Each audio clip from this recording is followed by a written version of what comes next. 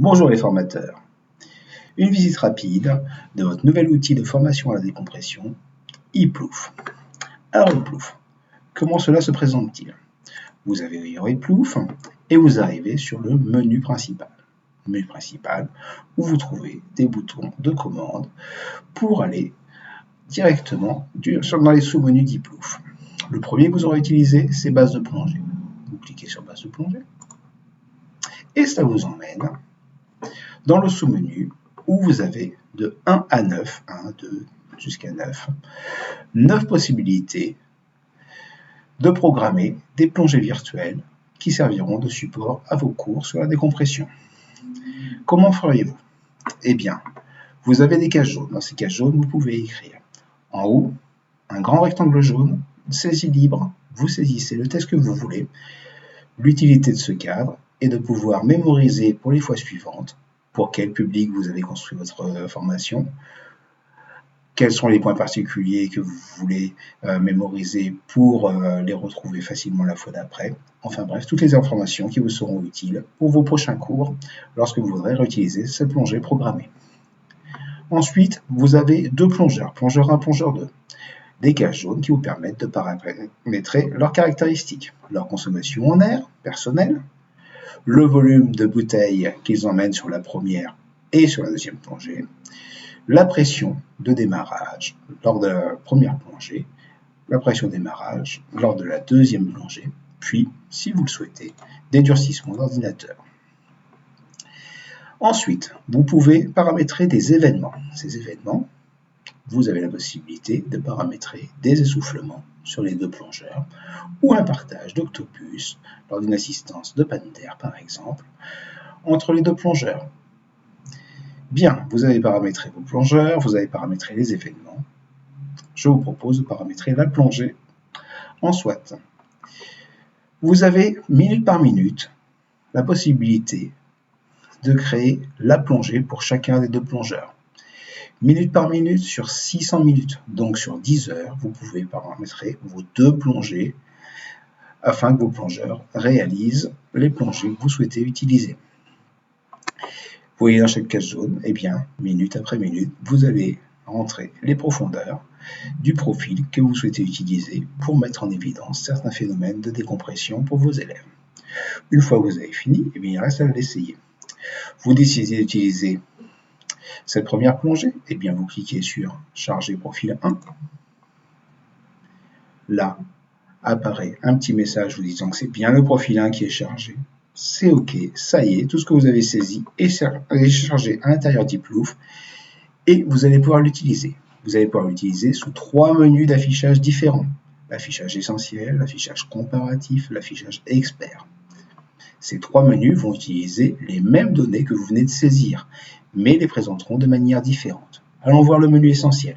Menu essentiel, voilà l'apparence du menu essentiel. Vous avez 2 ordinateurs, un rectangulaire, un octogonal. Ces 2 ordinateurs sont virtuellement sur le même plongeur et vont donner les mêmes informations à quelques différences près. Ceci sera expliqué dans le tuto prise en main du menu essentiel. Le manomètre du plongeur qui indique la pression à l'instant donné. Au-dessus, une barre temps pour faire défiler minute par minute la plongée de votre plongeur numéro 1. Évidemment, vous avez la possibilité de revenir en arrière pour remettre en évidence un phénomène. Pendant tout ce temps, vos élèves, vous le voyez, peuvent suivre le plongeur sur le profil de plongée qui est tracé sur le graphique à côté, avec le petit plongeur en apparence à l'instant où apparaissent les informations à l'écran, informations en air, informations en décompression sur les ordinateurs. Vous avez une barre de zoom, cette barre de zoom peut vous servir à zoomer, dézoomer les graphiques qui sont sur le côté. Ce graphique, vous pouvez par exemple choisir de faire apparaître les 2 plongées successivement sur le même graphique, ce qui vous permettra de faire travailler vos élèves en ayant la vision de l'ensemble de la plongée de leur journée qui est paramétrée. Voici le menu essentiel. Vous avez en complément sur le graphe avec le profil de plongée des lignes vertes qui sont des compléments dont nous reviendrons sur leur utilité et leur explication au sein d'un module spécifique. Retournons au menu principal. Au menu principal, je vous propose d'aller visiter le deuxième format d'affichage, le format comparatif. Format comparatif, que voit-on? Nous voyons des écrans d'ordinateur identiques au rectangulaire de la plongée numéro 1, enfin de l'affichage essentiel. Le plongeur 1 et le plongeur 2. Là, nous n'avons plus un plongeur, mais deux plongeurs, chacun avec son ordinateur, chacun avec ses informations. S'ils effectuent une plongée ensemble, ça peut être les mêmes. Ça peut être des informations différentes. Le mode comparatif est là pour comparer. Ces deux plongeurs, vous les voyez apparaître sur les courbes de profil de plongée. Ici ensemble, si les profils de plongée sont différents, vous aurez des informations qui seront différentes. Chacun leur manomètre, vous voyez. Plongeur 1, plongeur 2. Puis sous les manomètres, vous voyez les événements. Événements qui sont grisés, comme ici ou ici, lorsqu'ils sont inactifs, ou si à cette période-là ils sont actifs, eh bien ils apparaissent en surbrillance, comme dans l'exemple. En dessous des courbes de profil de plongée, vous trouvez des courbes de consommation. Ces courbes vont donner plein d'informations au sujet de la consommation en air des deux plongeurs. Ceci sera aussi développé dans un module spécifique d'approfondissement du menu comparatif. Puis, ce que vous trouvez en situation centrale, ce sont deux graphiques des compartiments du C5 au C120, de compartiment 5 minutes au compartiment 120 minutes, servant de base au calcul de la saturation des tissus par le calculateur interne d'Iplouf.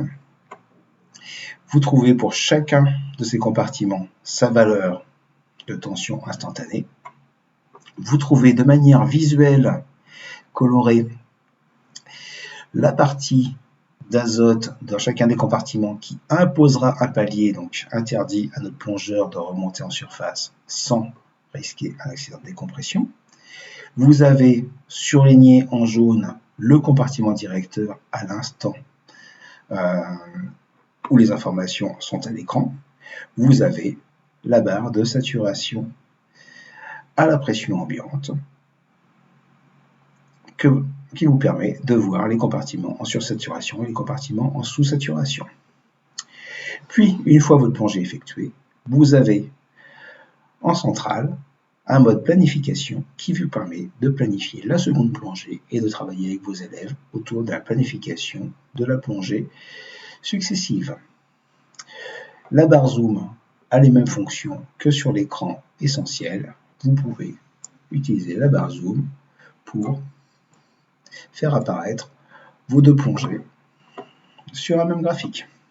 Évidemment, les graphiques situés en dessous du profil de plongée prennent les mêmes échelles temps et donc les événements se paramètrent pour apparaître l'un au-dessus de l'autre.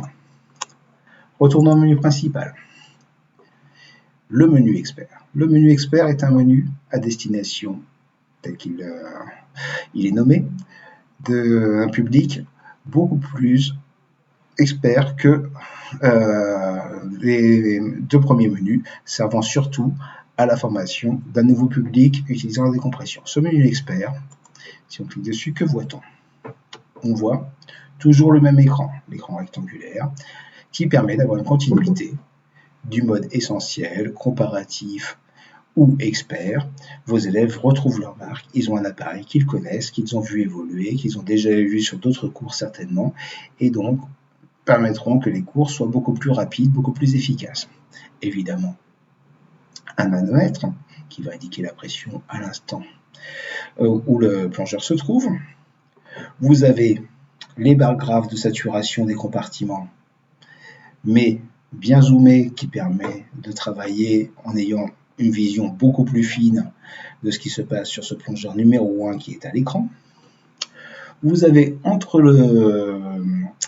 l'ordinateur et les barres graves de saturation des compartiments la valeur des paliers de manière numérique qui permet de lier la durée de remontée avec les temps de paliers aux différentes profondeurs, 3 mètres, 6 mètres, 9 mètres, jusqu'à 15 mètres.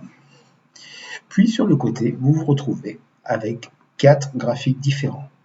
Le premier graphique, profil, est exactement identique à celui des 2 menus précédents. Vous avez après, compartiment par compartiment, l'évolution dans le temps de chacune des saturations et une petite croix rouge vous indiquant l'endroit où se trouve l'espace-temps sur la courbe. Il suffit, si vous souhaitez, de vous positionner sur n'importe laquelle des courbes et il apparaîtra non seulement le compartiment concerné, mais aussi la minute à laquelle l'information que vous pointez est affichée. Donc vous pouvez aller chercher n'importe quelle information pour permettre à vos plongeurs de mieux comprendre un phénomène. À un moment où 2 courbes se croisent, par exemple, eh bien, vous pouvez faire apparaître le compartiment concerné et le moment où se passe cette information. Troisième graphique, graphique de sursaturation critique. Vous avez le positionnement de la saturation de chacun des tissus par rapport à son coefficient de sursaturation critique, différent pour chacun des compartiments évidemment. Et ceci au fur et à mesure de l'évolution de la pression ambiante, ce qui fait que cette courbe suit une évolution qui tient compte d'un certain nombre de phénomènes, l'évolution de la pression ambiante, donc de la profondeur, la tension des tissus au fur et à mesure, compartiment par compartiment, et le coefficient de sursaturation critique propre à chacun des compartiments. Vous avez une barre rouge qui vous indique si un coefficient de sursaturation critique est dépassé à un moment de la plongée, qui vous permettra de mettre en évidence le phénomène et le moment où, statistiquement, il fallait éviter ce phénomène. Puis vous avez un quatrième graphique. Ce graphique est l'information de la valeur par rapport au coefficient de sursaturation critique de chacun des compartiments en cas de remontée instantanée en surface. Tout comme les autres graphiques, il suffit de vous positionner dessus et vous avez instantanément la minute et le compartiment concerné. Voici. Eh bien écoutez, ce que je vous propose, c'est d'aller retrouver l'ensemble de nos tutos complémentaires, plus toutes les informations sur notre site www.iplouf.com ou, si vous le souhaitez, nous contacter sur notre site Facebook, notre Instagram, notre email, et nous vous souhaitons de belles plongées virtuelles avec vos élèves, avec Iplouf, et beaucoup de plaisir.